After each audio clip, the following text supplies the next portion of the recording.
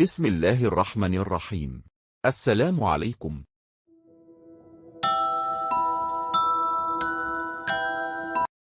अफरासियाब जादूगर अपने शाही बाग में बैठा कुछ सोच रहा था। वो निहायत परेशान नजर आ रहा था। अभी वो सोच में ही गुम था कि इसका वजीर काला जादूगर भी आ गया। इसने जब अपने बादशाह को परेशान देखा तो पूछा कि क्या बात है। मेरे आका, आप इतने परेशान क्यों हैं? अफरासियाब ने जादूगर से कहा कि उम्रो अय्यार ने मुझे पैगाम ये है कि मैं इसका मुकाबला करने के लिए अरब आऊं, लेकिन तुम्हें तो पता है कि उम्रो हमेशा तिलिस्म और शरबा में आता है और हमें नुकसान पे नचा के चला जाता है और हमारी दौलत लूट कर चला जाता है। उसने हमारी नाक में दम कर रखा है और हम इसका बाल भी बीका नहीं कर पाते। अब अगर हम इसके मुकाबले के लिए अरब न गए तो वो हमारी बहुत बेइज्जती करेगा, लेकिन अगर हम उसके मुकाबले के लिए चला गए तो वो हमें वापस आने नहीं देगा। लेकिन तिलिस्म शरबा से बाहर हमारा जादू काम नहीं करता। लेकिन अब सोचता हूँ कि उम्रो अय्यार का मुकाबला किया जाए तो कैसे। वजीर ने अफरासियाब को मशवरा देते हुए कहा का आलीजा, अब परेशान ना हूँ, इस दफा उम्रों को खत्म करने के लिए तिलिस्मी ढांचों को बीज है। मुझे यकीन है कि वो जरूर उम्रों का खात्मा कर देंगे। अफरासियाब ने जब ये सुना तो कहा, वाह, ये तो बड़ी अच्छी तरकीब है। मैं अभी तिलिस्मी ढांचों को बुलाता हूँ। मुझे उम्मीद है कि वो उम्रों को शिकस्त देने में जरूर कामयाब हो जाएंगे। इतना कहने के बाद अफरासियाब ने एक मंत्र पढ़ा और जोर से जमीन पर पांव मारा। फौरन ही जमीन से 15-20 ढांचे नमूदार हुए। इनमें से एक सबसे बड़ा ढांचा आगे बढ़ा। ये इन तमाम ढांचों का सरदार था। उसने सर झुकाते हुए सलाम किया, तुम्हें उम्रो अय्यार के मुकाबले के लिए अरब जाना है और उम्रों को हर हाल में शिकस्त देकर उसे हलाक करना है। अफरासियाब ने जवाब दिया, जो हुक्म मेरे आका, हम उम्रों को जरूर हलाक कर देंगे और उसका सर लाकर आपके कदमों में डाल देंगे। सरदार ढांचे ने सर झुकाते हुए जवाब दिया। अफरासियाब ने जोर से ताली बजाई तो एक बहुत बड़ा तख्ता उड़ता हुआ आया और बाग में उतर गया। तख्त पर बहुत सी तलवारें भी पड़ी थी। ये तलवारें थाम लो और तख्ता पर सवार होकर उम्रों के मुकाबले पर निकल जाओ। याद रखो, उम्रों को हर हाल में हलाक करना है। अफरासियाब ने जोर देते हुए कहा, ऐसे ही होगा मेरे आका, ढांचे ने जवाब दिया। फिर वो अपनी फौज के साथ तख्त पर सवार हो गया। तमाम ढांचों ने एक एक तलवार ले ली और तख्त पर सवार हो गए। सरदार ढांचे ने तख्त को उड़ाने का हुक्म दिया और तख्त एक तरफ को उड़ने लगा। जल्द ही तख्त तिलिस्म व शरबा की सरहद पार कर गया। अब वो अरब की सरजमीन के ऊपर उड़ा जा रहा था। जल्द ही तख्त उम्रो अय्यार के अजीम अलशान महल के सामने पहुंच गया। तमाम ढांचे तख्त से उतर आए। सरदार ढांचे ने सबको होशियार रहने का हुक्म दिया। फिर वो तलवार थामकर महल के दरवाजे की तरफ बढ़े। तमाम ढांचे भी उसके पीछे पीछे महल का दरवाजा खोला। तमाम ढांचे खामोशी से अंदर दाखिल हो गए। जब वो अंदर दाखिल हुए तो तमाम महल सुनसान पड़ा था। अंदर कोई मौजूद न था। सरदार ढांचे ने उम्रों को महल में न पाया तो जोर जोर से चलाने लगा, अरे खबीस के बच्चे, हमारे सामने आ, हम अफरासियाब की तरफ से तुम्हारी मुकाबले के लिए आए हैं। अरे शैतान की औलाद, जरा सामने तो आ, हम तुम्हें मजा चिकाओगे। सरदार ढांचे ने अभी इतना ही कहा था कि छत से उनके ऊपर एक जाल अलिफ गिरा और वो सब के सब इस जाल में बुरी तरह फंस गए।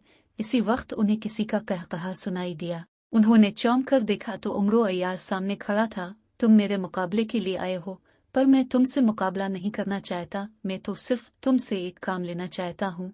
मुझे पक्की उम्मीद थी कि अफरासियाब तुम्हें ही मेरे मुकाबले के लिए भेजेगा। उम्रों ने मुस्कुराते हैं कहा, अच्छा, तो ये तुम्हारी हमारे खिलाफ एक साजिश थी।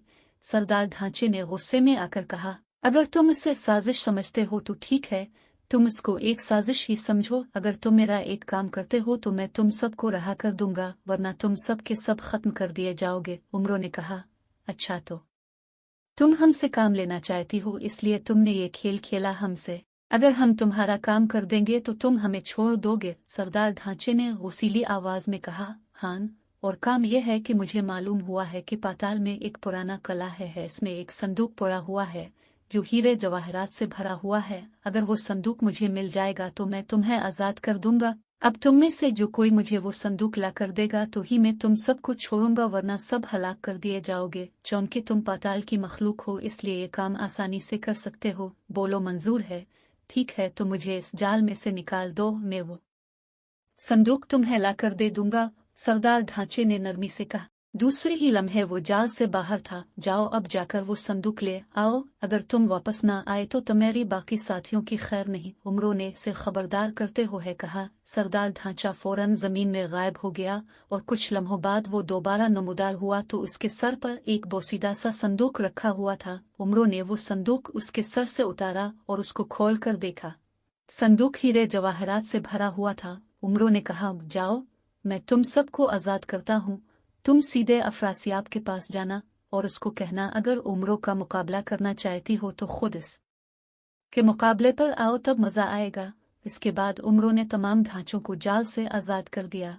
वो तख्त पर सवार होकर सीधे अफरासियाब के पास पे नचे और इसे उमरों अय्यार की साजिश की अतला दी। अफरासियाब ने जो ये सुना तो गुस्से से अपना सर पीटना शुरू कर दिया और अपने वजीर जादूगर के मुंह पर एक जोर का तमाचा रसीद किया, जिसने तिलिस्मी ढांचों को उमरों के मुकाबले पर भेजने का मशवरा दिया था। उमरों अय्यार अरब के शहंशाह का बड़ा कदरदान था। अगर जरूरत पड़ती तो अमीर हमजा के लिए अपनी जान भी कुर्बान कर सकता था। मगर एक खराबी जो उमरों में मौजूद थी वो ये कि वो बहुत लालची था। एक दिन अमीर हमजा ने उमरों को अपने दरबार में हाजिर होने का हुक्म दिया। हुक्म मिलते ही उमरों फौरन अमीर हमजा के दरबार में हाजिर हो गया।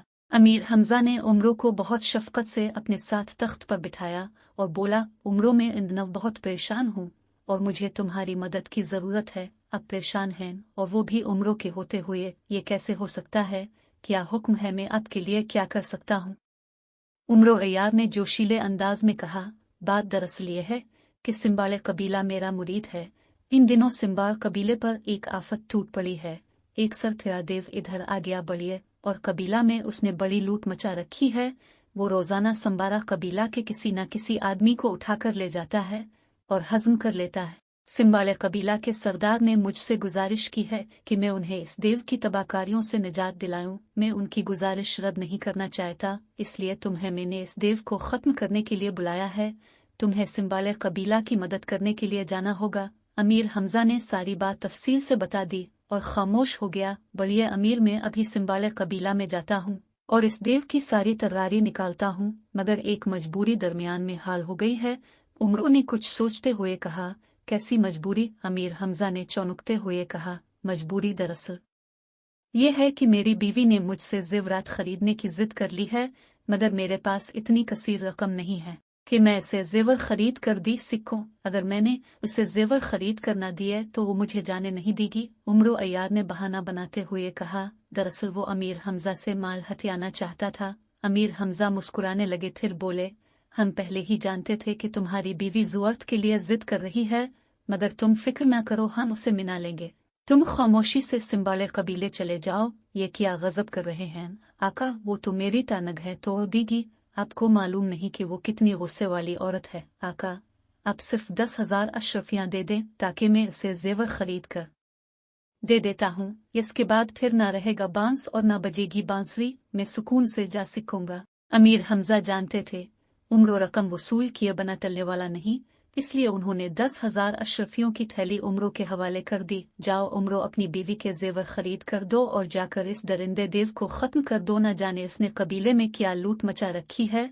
उमरों बोला, आप अब फिक्र न करें, मैं इस देव की गर्दन काट कर आपके कदमों में डाल दूंगा। वो समझता क्या है खुद को, ये कहते हैं। उमरों खुशी खुशी भर निकल गया। महल से भरा कर उसने अपनी जंबील से अपना सुलेमानी कालीन निकाला और इसे जमीन पर बिछाकर खुद इस पर बैठ गया। फिर बोला, सुलेमानी कालीन, मुझे सिंबाले कबीले तक पहुंचा दे।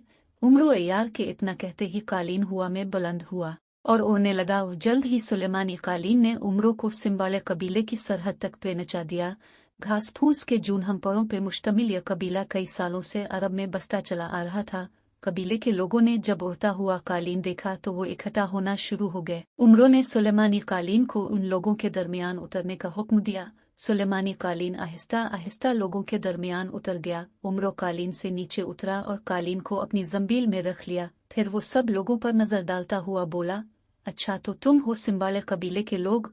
एक बूढ़ा आदमी आगे बढ़ा और बोला, हाँ, हम हैं सिंबाले कबीला के लोग, मगर तुम कौन हो? कहीं तुम इस दरिंदा देव के चेले तो नहीं? हाँ, मैं इस देव का चेला हूँ। अब जो कुछ भी तुम्हारे पास है सब मेरे हवाले कर दो, वरना मुझसे बुरा कोई नहीं होगा। ये सुनते ही सब लोग डर के अपना सब कुछ उमरों के हवाले कर दिया। उमरों ने सब माल समेटकर अपनी जंबील में डाल लिया और फिर बोला, मैं कोई इस देव का चेला नहीं हूँ, मुझे अमीर हमजा ने ये हुआ तुम लोगों की मदद करने के लिए अब ये है।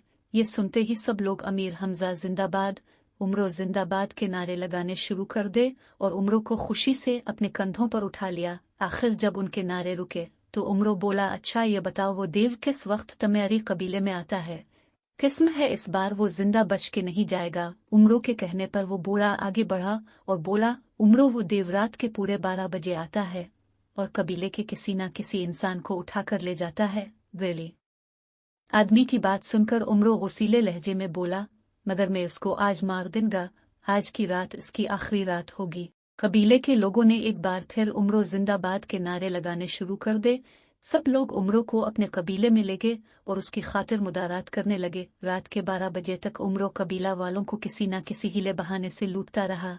कबीले वाली भी उमरों की बातों में आके अपना माल हंसी खुशी उमरों के हवाले करते रहे। आखिर रात के पूरे 12 बजे वो सब इस मैदान में जमा हो गए जहां इस देव ने आना था। आखिर 12 बजे अचानक कहकहों की आवाजें आने लगी। फिर वो देव नमूदार हो गया। उमरों ने अपनी जंबीर से फौरन हैदरी तलवार निकालकर थाम ली। फिर वो देव की तरफ बढ़ा और गरजदार आवाज में इसे ललकारते हुए बोला, होशियार ओ दरिंदे के बच्चे, वही रुक जाओ वरना एक वार में तेरी गर्दन तन से जुदा कर दूंगा। देव ने जब उमरों की आवाज सुनी तो गुस्सीली आवाज में बोला, तो मुझे क्या मारेगा, मैं तेरा भी कीमा कर डालूंगा। फिर देव ने उमरों पर हमला कर दिया। उमरों ने फौरन ही खुद को देव के वार से बचाया और भरपूर वार किया, जिससे देव का एक बाजू कट कर दूर जा गिरा।